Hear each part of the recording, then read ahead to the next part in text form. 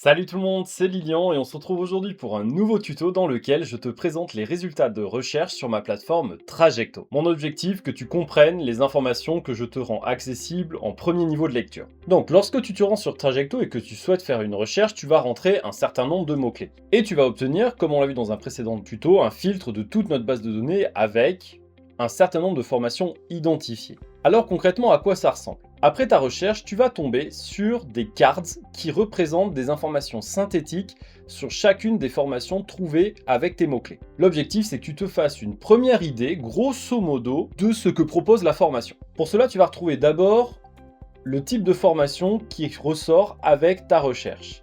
Et tu retrouveras sur la deuxième ligne l'ensemble des éléments sur où est-ce qu'elle se situe. Donc le lycée ou l'établissement dans lequel elle est hébergée, là c'est un lycée parce que c'est une classe prépa, la région qui est concernée, alors bon j'avais fait la recherche sur la région Bretagne, donc c'est normal, mais également la ville où se situe la formation. Donc ça te permet simplement de vérifier que c'est bien la bonne formation que tu avais en tête et que la carte qui est présente correspond bien à celle que tu recherchais. Ensuite, pour t'aider à y voir plus clair, tu retrouveras systématiquement un petit paragraphe là de une ou deux lignes qui t'explique à qui s'adresse ce type de formation.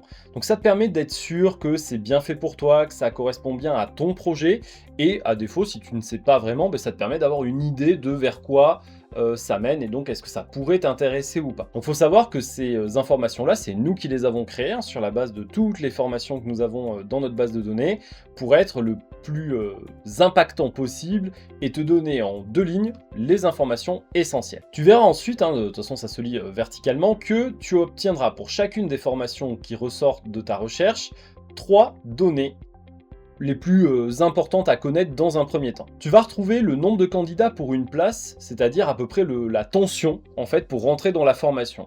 Plus ce nombre est élevé, plus ça veut dire que c'est difficile, que les places coûtent cher et qu'il y a beaucoup de concurrence. Tu retrouveras aussi également, comme tu peux le voir, une estimation de la moyenne au bac qu'il faut avoir pour rentrer dans cette formation-là. Là aussi, ça te permet de filtrer, de regarder par rapport à ton profil, est-ce que ça pourrait, est-ce que tu rentres dedans ou pas, ou est-ce que ce sera difficile, ou au contraire, est-ce que tu peux tenter ta chance. Et enfin, dernière information, la filière majoritaire de bac qui est admise, avec ici le pourcentage de la majorité. Donc là, on est sur des classes prépa bio, donc on voit qu'il y a une très très grande majorité de bacs généraux qui sont pris, mais on voit qu'il n'y a pas que des bacs généraux. Donc si tu n'as pas le profil bac général, typiquement, ça peut être intéressant d'aller voir quels sont les profils qui sont admis pour voir si tu as ta place ou pas. Donc il faut savoir que ces 3 données-là sont tirées de la session la plus récente de Parcoursup, et qu'en gros une mise à jour de la base de données est faite chaque année en janvier. Alors pourquoi on a décidé de mettre ça sous forme de carte? C'est que ça puisse te permettre en un coup d'œil de comparer des formations qui sont proches de tes termes de recherche. Donc là par exemple j'ai cherché les CPGE de la région Bretagne, donc j'ai toutes les CPGE qui apparaissent, mais ça me permet en un coup d'œil de comparer où est-ce qu'il y a plus de tension ou pas. Donc là typiquement je vois qu'entre celle d'au-dessus ici et celle-ci, il y a clairement une tension beaucoup plus forte et en plus un niveau plus élevé. Donc vraiment voilà, ça te permet de filtrer rapidement, d'aller voir quelles sont les formations que tu as envie d'explorer un peu plus ou celles qui a priori sont pas faites pour toi, même si ça vaut toujours le coup d'aller regarder. Ok, mais ça te permet rapidement de faire le tri. Enfin, en bas de la carte, tu peux voir qu'il y a 3 boutons différents. Donc celui des favoris, que tu ne pourras activer que si tu crées un compte, donc gratuit. La liste des souhaits, donc ça sera une fonctionnalité pour les comptes premium, pour les comptes premium, en fait, on permet de créer une liste de vœux, de simuler une liste de vœux. Et donc ce bouton te permet d'ajouter une formation dans ta liste de vœux. Donc je ferai un tuto évidemment spécifique pour chacune de ces fonctionnalités. Et puis tu as ici la petite flèche qui va te permettre de rentrer dans le détail de la formation.